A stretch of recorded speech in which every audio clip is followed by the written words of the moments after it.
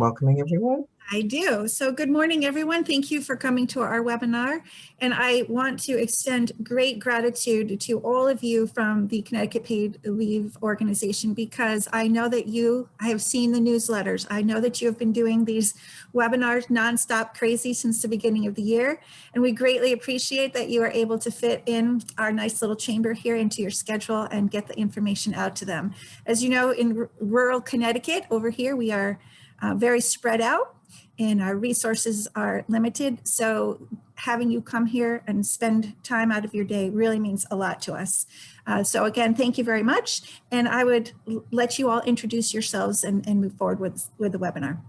Sure. Thank you, Diane. Well, let me just start by saying that we appreciate the opportunity to be here. It's always our pleasure to be able to reach out to all of our constituents and talk to people about paid leave. We have all been through and are continuing to try to survive some very, very challenging times in our state and our nation. So we know how hard it is, and we just like the opportunity to talk to people, and we thank you for that. So my name is Andrea Barton-Reeves, and I'm the CEO of the Connecticut Paid Leave Authority. And with me today, I have two of my colleagues. I have Chris Floyd, who is our Chief Operating Officer, and I have Amber Forrest, who is our Executive Assistant. And so between the three of us, we will spend some quality time today with you and all your members to share with you some details about the paid leave program, registration in particular, which Chris will speak to, and then be able to have some time at the end to answer any questions that you might have. So let me just answer let me preface the questioning piece by saying that the authority's responsibility is to administer the statute as it is written. So we know that there are a lot of frustrations about why does it exist? Why does it have particular provisions in it? And we're happy to take all that feedback and share it with those who have the authority to make those changes. But we can't do that. So I want to just make sure everybody realizes that that's not our role at the authority. Our role is to administer the law as it's written. So some people have been getting a little frustrated around that. So I wanted to say that in the beginning, but we do take that feedback and make sure that there is an opportunity for it to be heard in case there might be any changes to the law in the future. All right, so let me stop my video so I am not a distraction, and I'm going to share my screen and we are going to get started. Okay. And Amber, if you could just let me know if my screen can be seen. You're up. Terrific, thank you. Video panel and the meeting controls, and get to. All right. So again, thank you for the opportunity to be here today. It's always very beautiful where you are in the quiet corner, and I like to spend time there myself when we're able to be outside again and enjoy the weather. So thank you for allowing us to be here. So just a little bit about me and then a bit about Chris. I started this role in March of last year, probably about 3 days before our state and our nation went into complete lockdown because of COVID-19. I came from the nonprofit arena where I was the CEO at HARC that supported people with intellectual disabilities and their families. I am originally from New Jersey, but I have lived in Connecticut for about 25 years. And this is our Chief Operating Officer, Chris Floyd. Chris manages all of the Paid Leave Authority's operations. She has more than 20 years of experience in large enterprise initiatives, leading those in healthcare and health insurance. She has spent a bulk of her career at Aetna and has also worked at Connecticut, UConn, and Health Services Corporation. She is a graduate of Rensselaer Polytechnic Institute, and she holds an MBA as well, and she's also a graduate of the University of Connecticut. Today, we will talk about our paid leave program, give you an overview of the laws. We'll speak very specifically about the role of the employer and give you some examples about how paid leave might be applied in your workplace. Give you an overview of how the benefits may work. We will talk about private plans, which is an option available under the statute. Chris will then provide a review of the registration process, and we will discuss where you can find additional resources, and then we'll open up for questions and answers. So just a little bit about the Paid Leave Authority. We are in existence because of a statute that was signed into law in July of 2019 by Governor Lamont. We have a twofold mission, and that is to provide pathways for families to access paid leave benefits in a way that is easy and not particularly burdensome. And we also strive to do the same for employers, administrators, and healthcare providers by giving you tools and training and access so you can understand your role and navigate the program. We have 5 primary responsibilities at the Paid Leave Authority. They include outreach and engagement. Again, really thankful for the opportunity to be here with you today. We develop the policies and the procedures that are needed to run the program. We establish the trust fund contribution rate, which by statute cannot exceed 0.5%, and we receive those contributions, which have begun to be collected in January of this year. We approve and audit private plans, and finally, we are responsible for administering claims for the paid leave benefits. There are a number of key dates that you should be aware of as employers and that you can communicate to your employees. The first is that registration for the program opened on November of 2020, and it continues. We're encouraging all employers to register, and we will talk about that in a bit. Employers were responsible for withholding 0.5% of employee wages, and that started on January 1 of 2021. For those employers who have not begun the withholding, it's really important that you begin that as soon as you possibly can. Between the months of February and March, employers will be able to submit to the authority any application that they might have for a private plan. And that is essentially a parallel offering to the public plan that is completely administered by the employer. For those contributions that are being collected now, those quarterly payments are due to us 30 days after the end of the quarter, so no later than the dates that you see listed in the middle of this slide, starting with April 30. Starting in December of this year, we hope that employees will be able to submit their applications for benefits, which will then be payable starting in January of 2022. So then let's talk a bit about the law itself. We'll start with talking about the covered employers. So which employers must participate in this plan, either through the public option or the private plan? Those are all employers who have one or more people working in the state of Connecticut. So even if your business is housed or located or incorporated or headquartered in another state, if you have people who are working here, then those employees are covered by the plan. And that does include not-for-profit entities and private sector employers that have a unionized workforce. Those who are sole proprietors or self-employed may choose to opt into the program, but if they do so, they must remain in for a minimum of 3 years. Those employer entities that are not covered include the federal government, some employees of the state of Connecticut, except those that are covered public employees, and I'll review those in a moment, the definition in a moment. Municipalities and local or regional boards of education, with the exception of covered public employees. Non-public elementary or secondary schools are not included in the program. They're also known as independent or private schools. What exactly is a covered public employee? They are all of the non-unionized employees of the state of Connecticut, or those unionized employees who collectively bargain to be included in the program. Employees that work at municipalities or for local or regional boards of education may be included in the paid leave program if the unionized employees of those entities collectively bargain to be included. If they do so, then all of the employees that work for the municipality or all of the employees that work for the local or regional board of education, whether they are in the union or not, are then included in the program. And at the bottom of the screen, you see that we have listed the very broad and expansive definition of municipality, which includes what we normally think of in terms of towns and cities and boroughs, but can also include tourism districts and flood commissions. The 0.5% that is being collected starting in January follows this particular cycle. First, they are post-tax and they are based on the employee's wages as calculated for FICA. And contributions are capped at the Social Security contribution limit, which this year is about $147,000. So the employee contributes 0.5% of their wages, which is collected by the employer. The employer then submits those wages along with wage information to the Paid Leave Authority. We validate that information with data that we receive from the Department of Labor and the Department of Revenue Services. Contributions are deposited into the Paid Leave Trust Fund, which is managed by the state's Office of the Treasurer.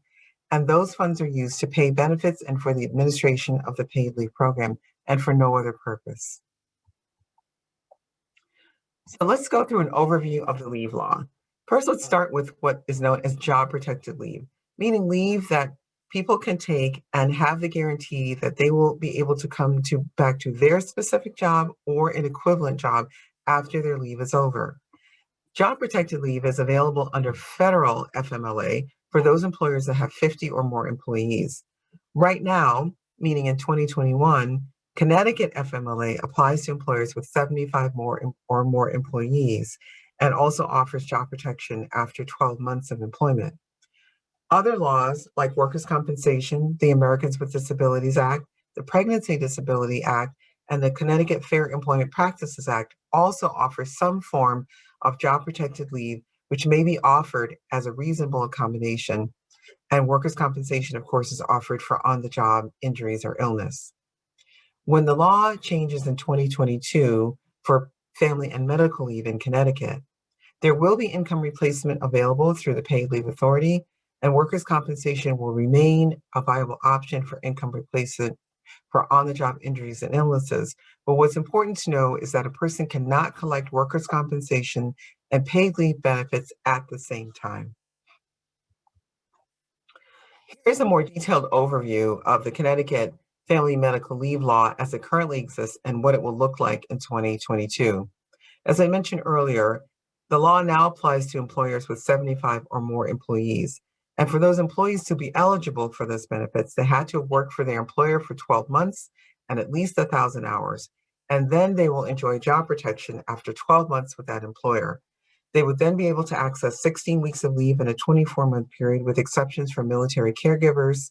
And the employer could require the employee to exhaust all of their accrued time to cover the time that they're away taking family and medical leave. When the law changes next year, there will be considerably different criteria that apply to eligibility for leave. The first is that it will now apply to employers with one or more employees. There will be no hours worked requirement in order to access leave, and job protection will attach after 3 months rather than 12. There will then be 12 weeks of leave available in a 12-month period, except the 26 weeks of leave for military caregivers will continue to apply.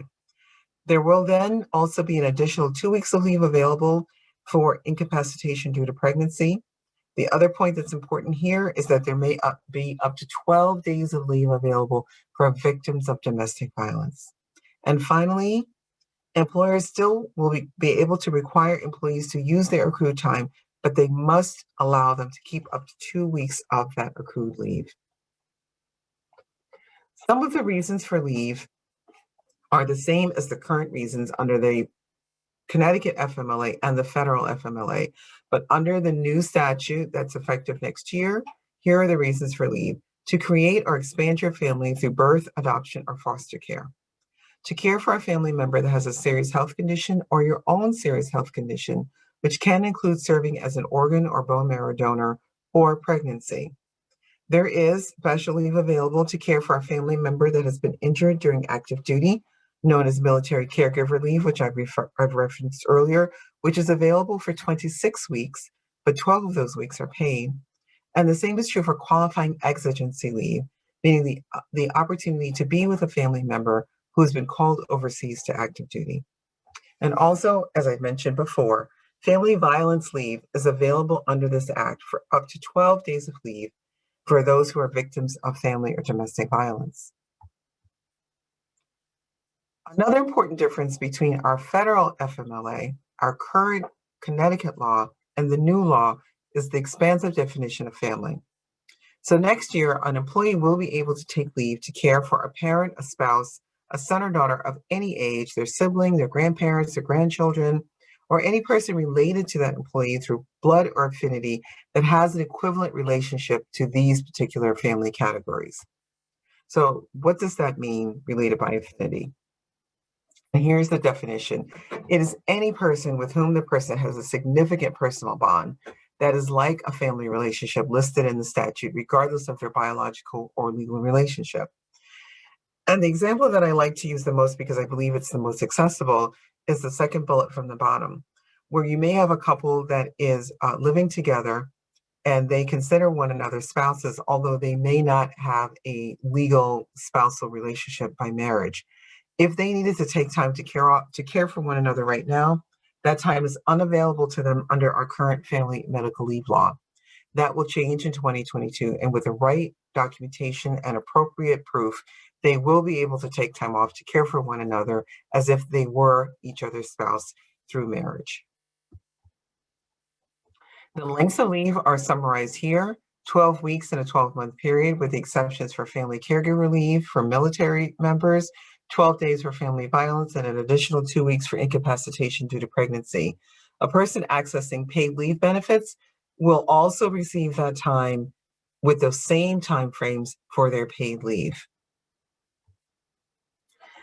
What are the eligibility requirements for paid leave in particular? We've spoken about what the job protected eligibility requirements are for federal leave and for the job protected leave under the state statute as of next year.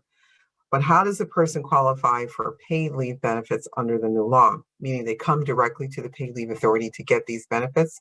They have to have earned at least $2,325 and the highest earning quarter of the first 4 of the 5 quarters immediately preceding the time that they're applying for leave. And that can be earned by from more than one employer. They have to have a qualifying reason for leave that I outlined earlier. They either have to be working at the time, or they had been employed for 12 weeks immediately prior to their application. And obviously a sole proprietor or self-employed individual who has opted to participate in the program can also qualify and apply for paid leave benefits. How does this work for an employer?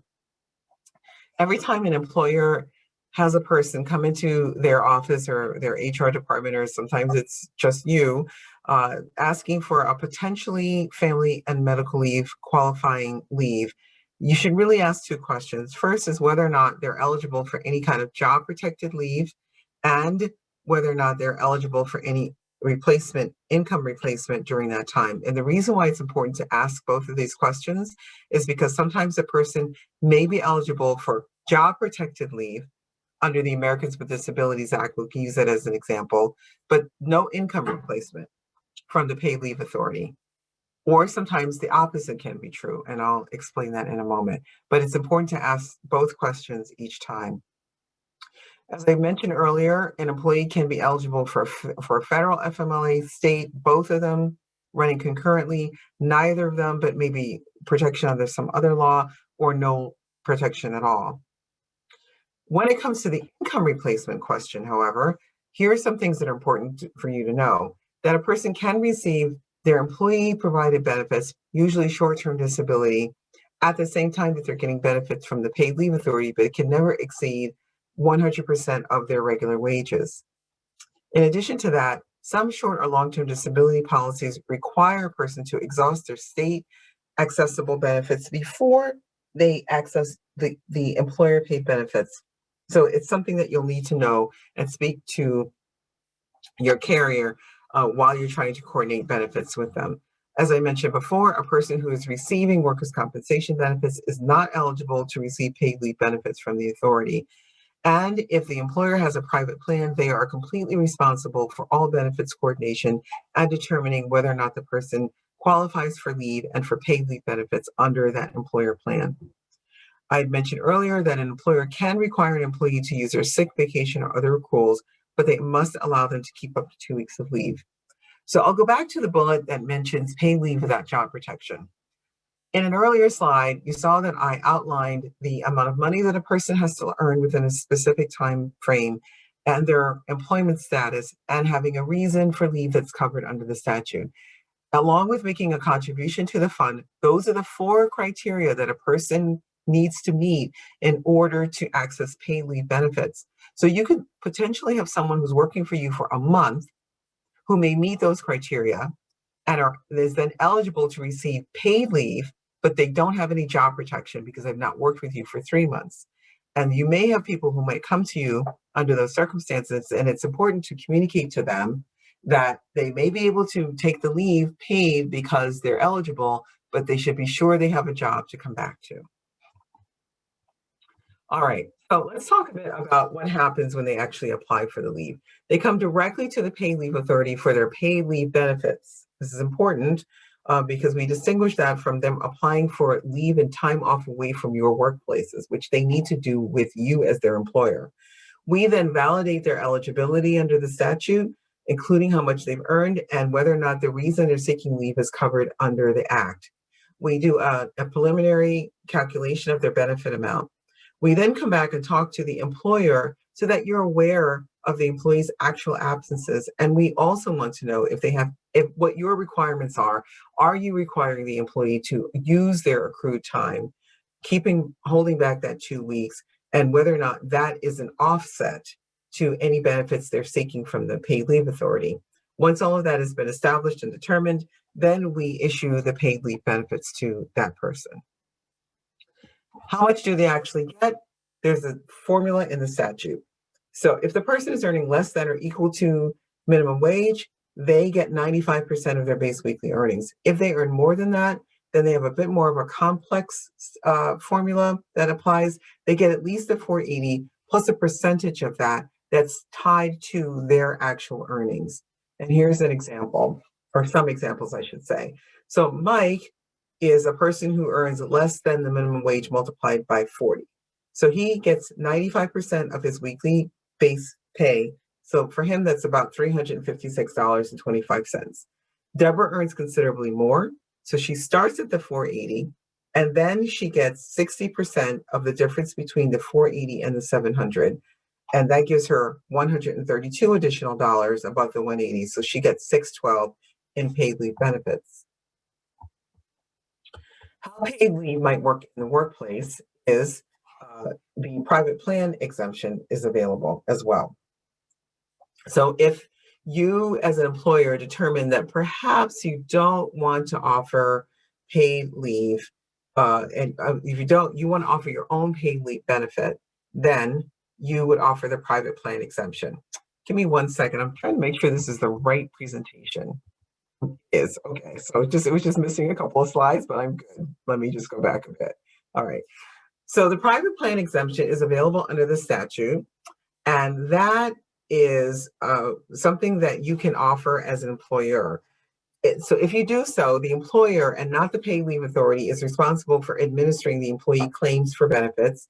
That employer is not required to remit their contributions to the paid leave authority, and they have to withhold a portion, if they choose to withhold the 0.5% and no more than that, then they can use that to administer the program or pay benefits, but that money cannot be used for any other purpose.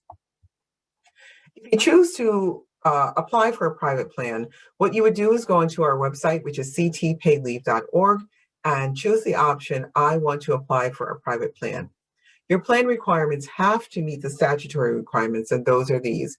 It has to offer benefits that are same or better than the public plan, and typically a short-term disability policy will not meet that criteria because employees have to vote on the plan, and usually short-term disability policies do not require a vote. That is something that's usually selected by the employer solely. The plan cannot cost employees more than the public plan, and it has to cover all of the employees that work in the state of Connecticut. If you choose to apply for a private plan, the first thing you want to do is to register on our site and indicate your interest in applying for the plan. And then before you can apply, you have to have some proof of insurance, either through self-insurance or through a policy that's offered now by 15 insurance companies in the state who have been approved by the Connecticut Insurance Department as a viable vendor of benefits for paid leave. You then have to educate your employees using what we call a plain language guide, which we've created for the use of employers for this very purpose. So you do not have to distill the entire statute yourself. And you can, as a proof of insurance, offer the declarations page of the insurance that you've procured from either a surety company or an insurance company. And then you have to hold an anonymous employee vote. And we often hear, well, there's only 2 people that work in Connecticut, can only be so anonymous.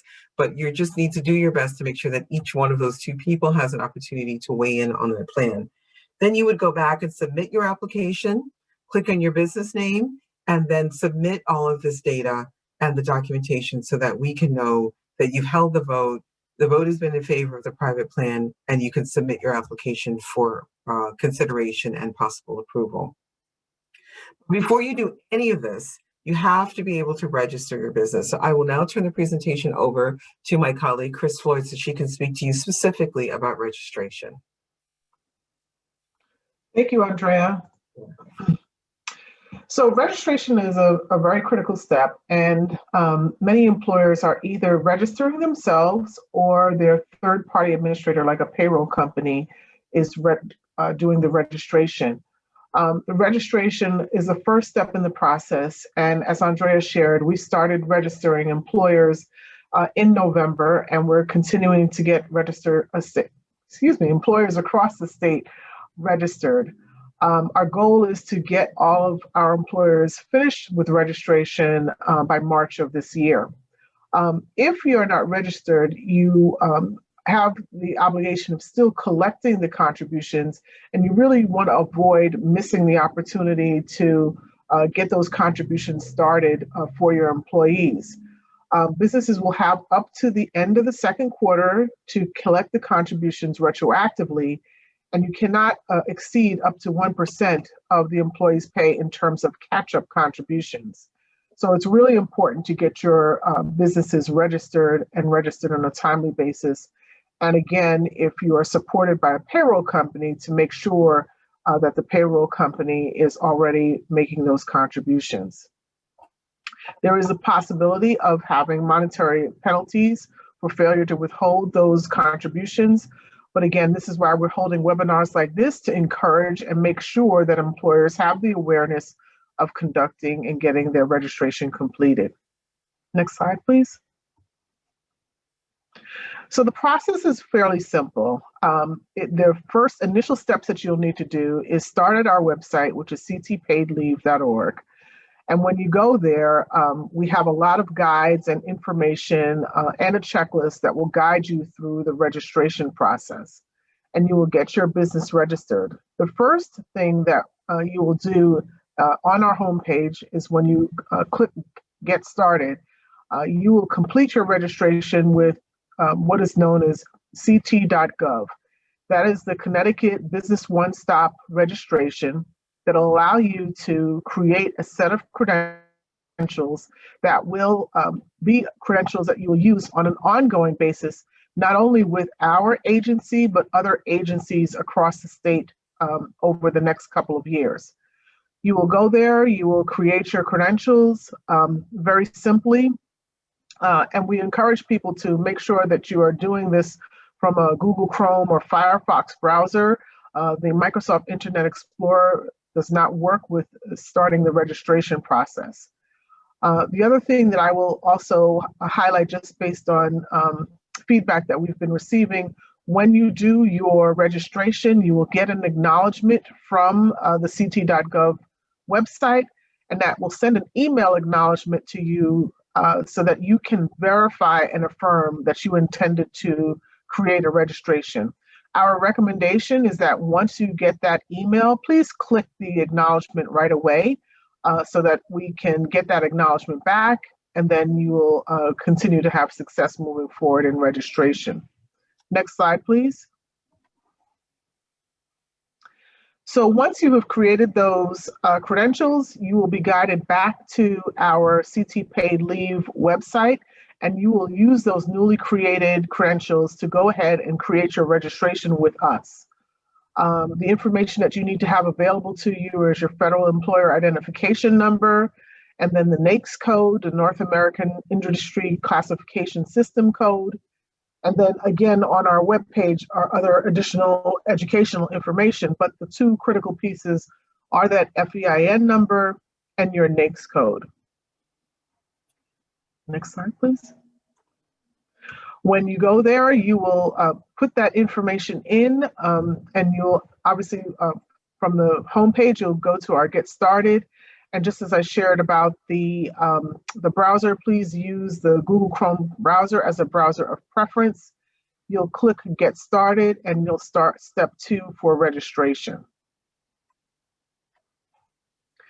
When you're on that screen, you'll put in your contact information, the federal identification number, And then you'll have the ability to add additional business information, which allows us to know a little bit more about your business, such as how large is your company, on whatever frequency that you do your payroll, what is the average size of your payroll for that reporting period. And then also we'll ask information if you're supported by a third-party administrator or a tax accountant or not.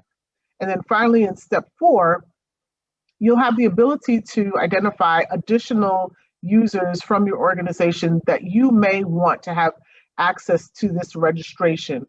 And that's for us also important for us to have down the line, particularly as we get ready for benefits administration for 2022. We will need to have a business point of contact, be it yourself or someone from your organization, that when we get into leave requests that come from employees, if we need to call someone at the employer, we need to have a business contact that we can reach. So again, for someone that might be from your company that you might want to have access, in step 4 is where you're going to identify their name and their email address.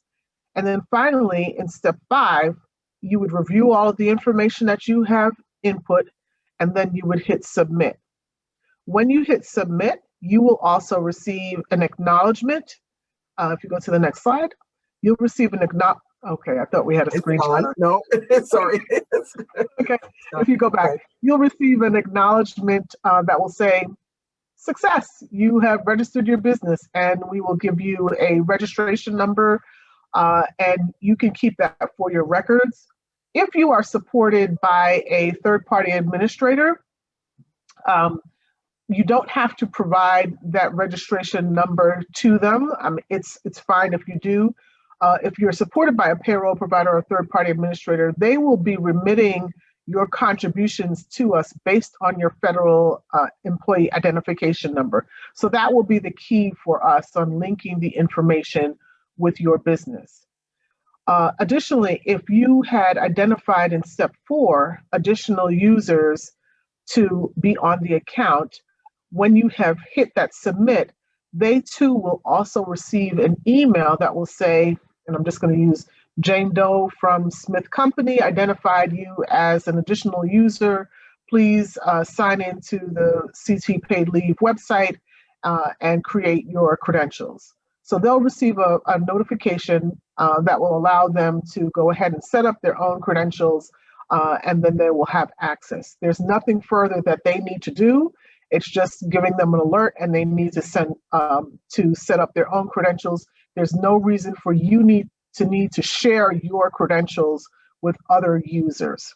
And the same, I will also say the same thing, because we have been receiving feedback that payroll companies have been calling their employers and saying, hey, you have to give us your sign-on credentials so that we can see your account. That is incorrect. If you have a payroll provider, they will go in. They have the ability to set up their own credentials for their own company. And then through the registration process for a third-party administrator, they will let us know what employers they support. And again, they will do that by putting in the company name and the federal employee identification number. So next slide, please. I think we wanted to share some additional resources that are available to you. And so on our website, again, the website address is ctpaidleave.org. You will see a tab that says resources. And then also there's a tab. We have broken our information up very intentionally around the various audiences that will come to the website. And so many of you are employers, and so we have an employer section. And on there, we have designed materials that are available at your disposal that you can download. You can print them, you can include them in newsletters that you have for your employees. So you'll see here an employee rights poster, an employee rack card, a very thoughtful employer toolkit, which is multi-pages with embedded links of information that you can provide to for yourself, and is information available for your employees. And then something that's also pretty popular here on the bottom of the screen is an employee paycheck mailer. So if you're still mailing paychecks, or if you have a portal where your employees go to view their pay stubs, you can include this mailer, which essentially gives them information about the program and that the 0.5% contributions is now being applied to their wages. And then finally, an employee fact sheet. Next slide, please. Okay, and I think with that, we probably now will just have some reminders for you, just as we start to go into Q&A, of just please go ahead and get registered.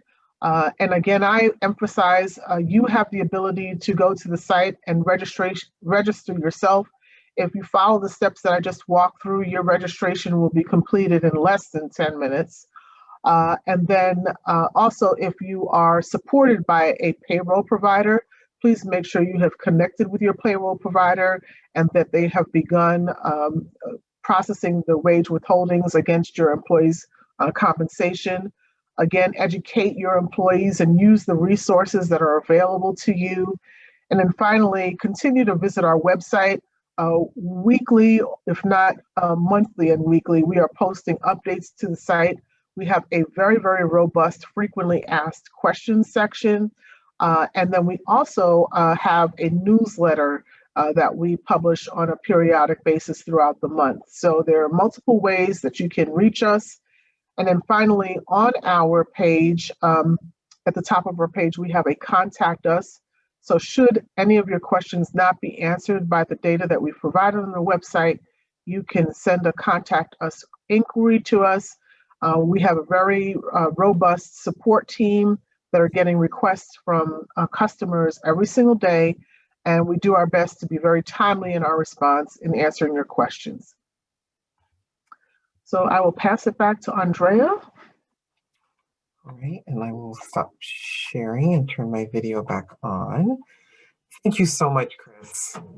And so thank you for the opportunity to talk with you today, and we'll entertain any questions you might have. I know there was an initial question in the Q&A, and I wanted to make sure that we covered that first. So the question was whether or not we'll be able to print out the presentation and have it. And our assistant Amber will be sending the presentation out to all participants, and it will also be available on our YouTube page and on our website with a link. So yes, it will be available. Okay. I see there's a question about, Amber, are you still with us?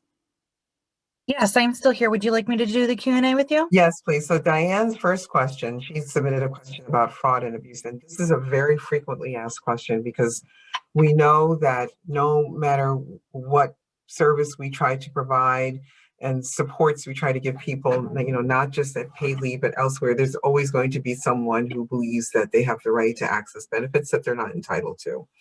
So we are working with a number of fraud experts even before claims administration starts so that we can know beforehand what types of patterns that fraudsters usually engage in and what we should be looking out for so we can start to plan proactively.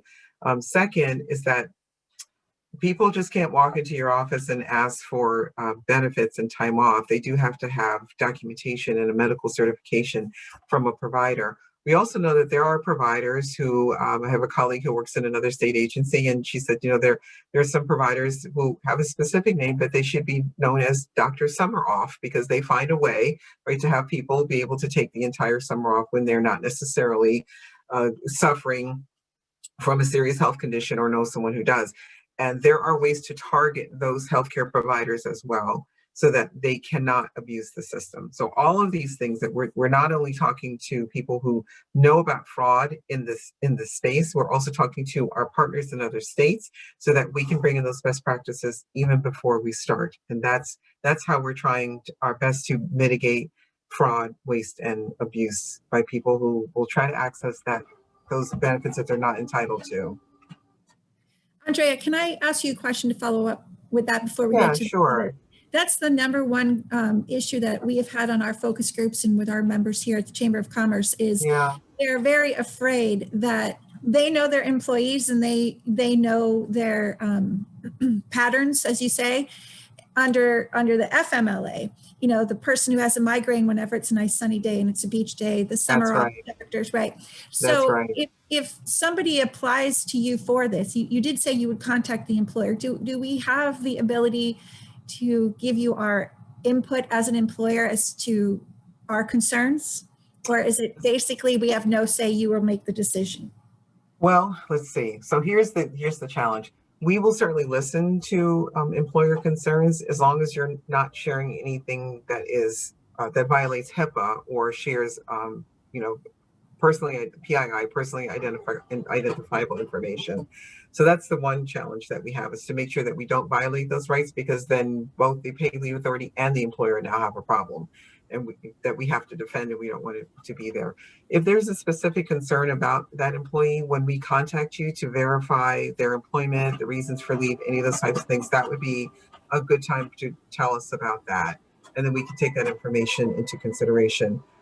So the other thing that you mentioned is that employers, I don't know if many employers are doing this, but you do have the right to ask for a recertification, a medical examination, and to take when I was at Hark, I invested deeply in my right to exercise the recertification process, where I would print the entirety of the person's absence pattern and then send them back with the recertification and ask the healthcare provider whether or not their absence pattern actually should be matching. And you have the right to ask for a second or third opinion from from a doctor that is not an employer's doctor.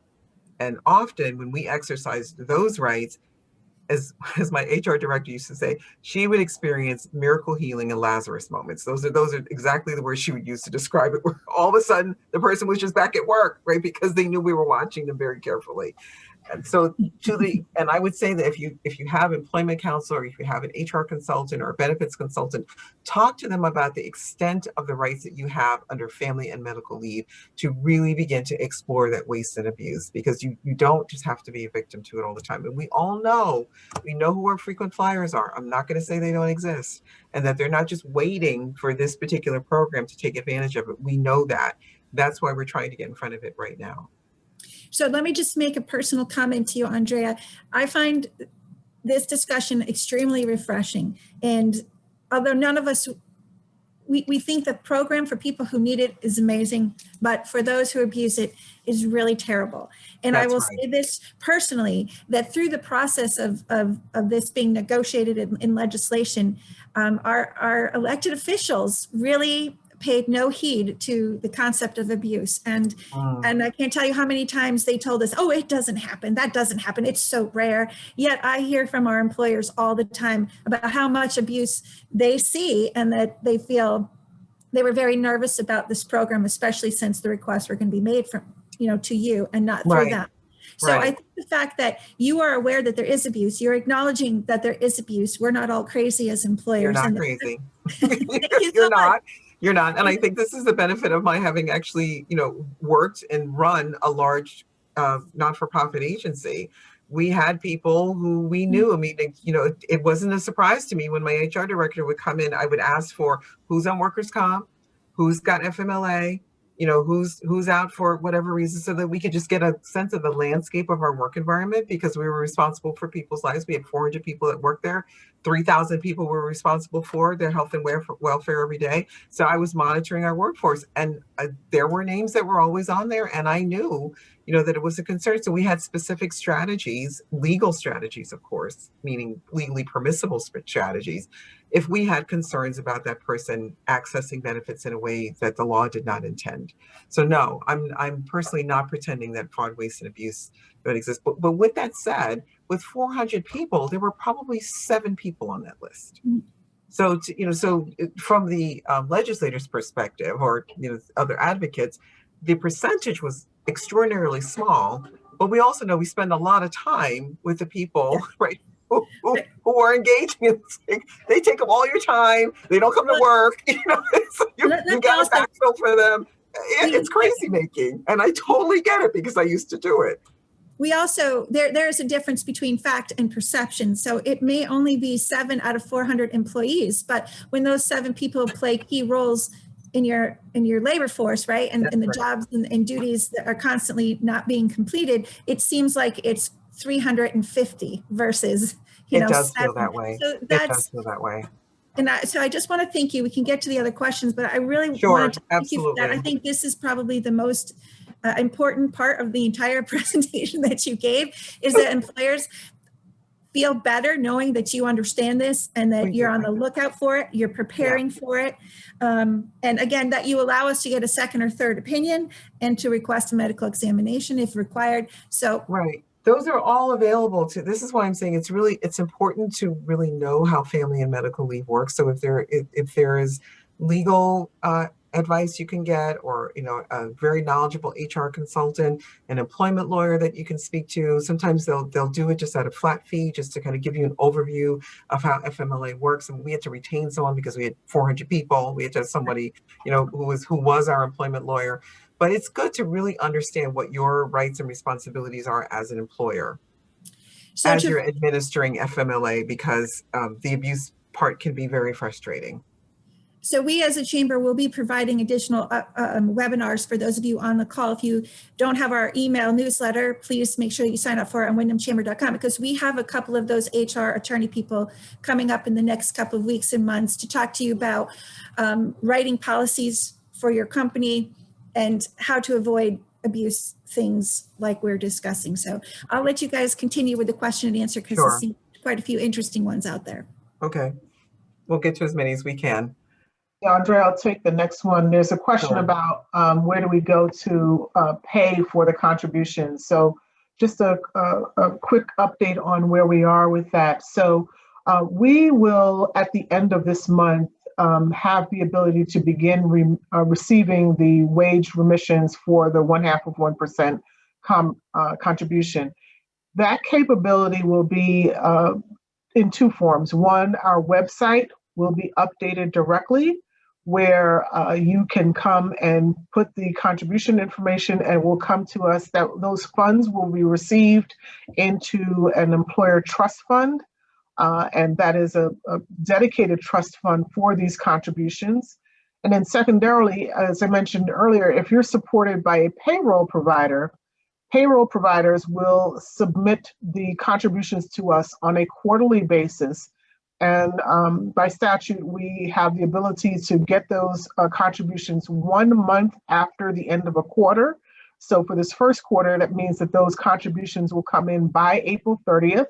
And we have a number of payroll companies that we have been working with since this past summer, of alerting them about the Connecticut Paid Leave Program, the contributions, and they've been working to update their systems and be ready to remit those contributions. So we expect a large amount of our contributions to come in from payroll providers. And as we get close to being ready for those contributions to come in, our website and newsletters and emails will all be updated to say, we're ready to go, and here's what it means to you. Mm-hmm.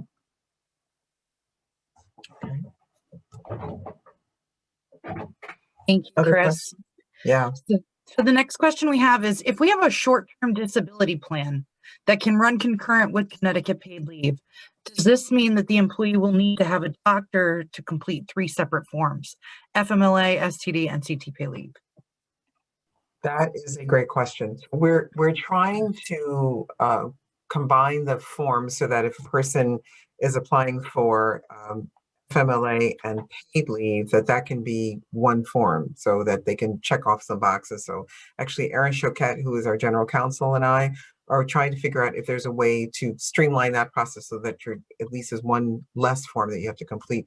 For the short-term disability, because the plans vary so greatly, that isn't something that we would be able to provide for you. So there would be 2, and we're really trying to do our best to avoid there being 3.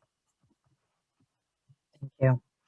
Why does this program limit leave to childcare over a certain age unless they have a disability, when it allows them to take leave for any family-like relation? Okay, so it doesn't, and I'm sorry if there was some confusion on that particular slide.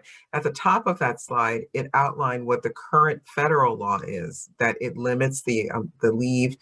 The current federal law, which will not change as far as we can tell, limits leave for children under the age of 18 or over the age of 18 if they have a disability. The Connecticut statute come next year will allow for you to be able to take time off to care for a child of any age, and regardless of whether or not they have disability or not. So, I often use my own life example. So I have a 20-year-old who is an athlete, and so there's always something that's broken or strained. That's just my life. And at one point, I thought they were going to call DCF because I was at the Hot Children's Hospital so often because he was just, he was just that kind of kid. But at 18, I would not be able to access family and medical leave to care for him for any period of time. But now that he's 20, and if he is in fact injured playing the many sports that he does, under this new law, I would be able to take time off to go with him to get his bones set or get x-rays or even stay home with him if that's what needed to get done. That's the difference now. So there is no age limit with the new law when it changes next year. Okay. And what are the pros and cons of doing a private plan versus using the public plan? Okay, great question. So employers have told us that the pros to the private plan is that it allows them to engage in better benefits coordination. So let's take the example that was just raised about the form and filling out all the different forms. Some employers are saying, I really would rather have the opportunity for the person to complete one application and then determine whether or not they're eligible for short-term disability, if there are any other kinds of leaves for which they may be eligible, the Americans with Disabilities Act, if it is in fact a workers' compensation claim and it's not a paid leave claim, if it can run concurrently with federal law. And larger employers, obviously, are the ones that are telling us, we prefer to have that benefits coordination take place where we are. And others have also said, I don't necessarily know if I want to have that bifurcated approach where I send people to the paid leave authority for payment, and then I have my folks over here for everything else. That's the primary reason employers tell us that they prefer to do it. The con is that it can be very expensive to stand up your own paid leave program if you're not already engaging in pretty significant benefits administration yourself, because remember, as the employer, if you have a private plan, you're responsible for everything, for approving the leave, for collecting the premium if you're going to charge them for it, for making sure that you have appropriate leave time and that you're keeping records of all of this. Some employers just say, I don't want to be bothered with that. I would rather just grant the leave and send them over to the authority and let them figure out how they get paid. So those are sort of the pros and cons that we've heard on both sides. Okay, great. I am the sole full-time employee of a new LLC, or I will be soon. Will I fall under the category of being mandated to participate? If you are the sole employee of an LLC and you've created that LLC for tax reasons, but you're essentially a sole proprietor. So let me just make that clear, meaning you're the only person working, then we consider you a sole proprietor and you have the option of participating. But if you do, you have to stay in for 3 years. So what we're understanding about sole proprietorships is it's not only a tax category, but it's also a descriptor of how people are running their businesses. And they may use a different they may be a sole proprietor in the, I'll say, the lay sense, meaning they have no employees. They're the only person, but they may choose to organize their business in a different way for tax purposes. We're talking about sort of the more practical lay person's description of, do you have anybody else working for you? And if you don't, even if you're an LLC or you give yourself a W-2, you're still considered a sole proprietor, and that person has the option of participating or not. Okay. And our last question, can we require proof of relationship for close association family member, or is that something that the Connecticut paid leave will do? You can require proof, and we are working on what that proof should look like. So there are other states that also have this expansive definition of family.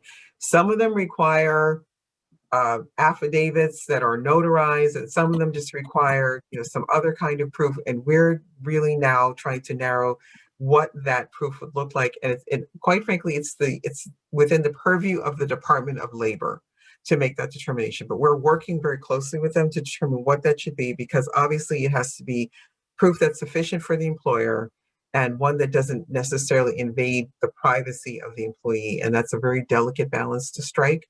So we're working on that right now. But yes, you will be able to ask, but we'll give you guidance on what that is. Okay, great. Thank Okay. you, Andrea. So that concludes Sure. our questions, and we are right at noon. I'm going to go Yeah. ahead and pass the ball on to Diane.